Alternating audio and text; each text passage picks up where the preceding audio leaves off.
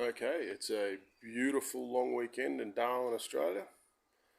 And long weekends, they're for bolting on performance parts. I've got a Holley EFI sniper kit here, and that's going to go on the near stock 308 in my 1976 Holden HZ 1-tonner. First step, remove old carburetor. The old carburetor's pretty straightforward. Just got your vacuum advance and fuel line, 4 bolts. This car's got a Turbo 700 or a 4L60 in it, so I've got to disconnect this, I think it's a TBR cable, accelerator cable, and throttle return spring. One thing to remember when you take your carburetor out is to get your little ball socket for your throttle cable, and that's for the TBR kickdown cable on the Turbo 700 there. We've got according to the instructions, we've got a specific place we've got to put them. So let's get that done. Holley very thoughtfully give you a brand new gasket in the kit. We've just unport. That's the only vacuum source I need for my vacuum advanced distributor.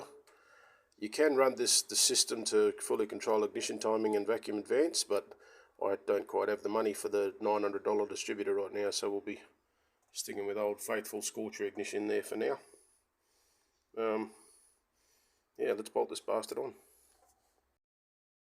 Okay, we've had a big day on the tools. Sorry I haven't filmed too much, but I'm lucky enough to have a custom aluminium fuel tank in my car because the original steel one rusted out, and a mate built this for me back when we were still in our teenage years. So, being old school, it doesn't have a return line. In the Holley EFI kit, they give you a return fitting, so I just took off, this is my fuel filler, so I took it off and so I could get the nut and bolt on the nut on the other side of this. It was a bit of a fuck around, but I got there. I've already got a dash 10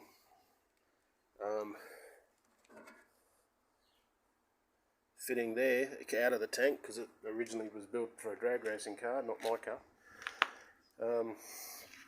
Holley gives you a pre-filter. I've mounted the fuel pump. Just in the other side of that cross member is the post EFI fuel filter. That's the power cable down there for the fuel pump. I've got to wire that up tomorrow. Got the fuel lines there, run over the back of the booster so that they stay away from the fucking exhaust, because I've had that happen once before. They're all plumbed in.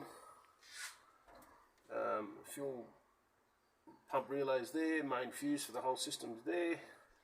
I've just got to run those 2 wires to the battery. Why have all my positive terminals always got such bullshit on them?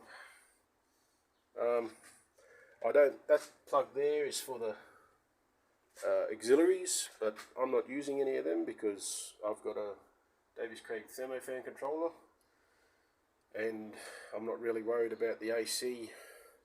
How they want the AC switched, I can't really achieve this system without a major rewire, so I'll just leave that be and let the fucking car sort it out like it was with the carburetor. So that's today.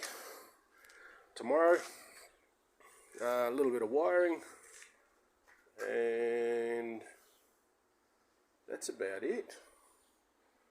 And hooray for utes and trays that are quick and easy to get off, because that would have been a mongrel of a job otherwise. Okay, so that's the oxygen sensor welded in. They gave me a clamp kit, but unfortunately it's to suit a 2.5 inch to 2.7 inch exhaust tube, and my collector's a 3 inch, so it just wouldn't work. So I realised it was made of stainless steel, so I just welded it straight to the headers. There's that's all wired in. I've wired in the ignition. The fuel pump's wired in over there and whatnot, and mounted up and blah blah blah blah blah. Tray's back on, obviously. It's all wired up under the bonnet. I've test started it. It's at idling. Idle is very high at 1500 RPM. I actually had to turn the idle screw down, but that's just the way it is. Now to move move the work ute around and go for a test drive. Right, so it's many weeks later.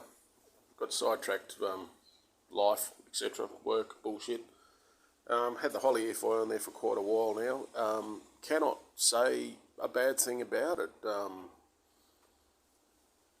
The only thing I will notice is because all 4 throttle plates open at the same time, that it's a lot punchier off the bottom than it used to be with the vacuum secondary carburetor. And fuel economy seems to have come right up. And one peculiar thing is because the engine actually runs correctly, i.e. not rich as fuck, it runs a lot hotter now. So I actually had to put a thermostat back in for the first time in 20 years. But it sits on 180 on the highway and about 185 to 190 in traffic with the air conditioning on, so it's fine. It runs exactly how it's meant to. Yeah, Holly EFI Sniper. Absolutely do get it if you've been thinking about it. Works beautifully.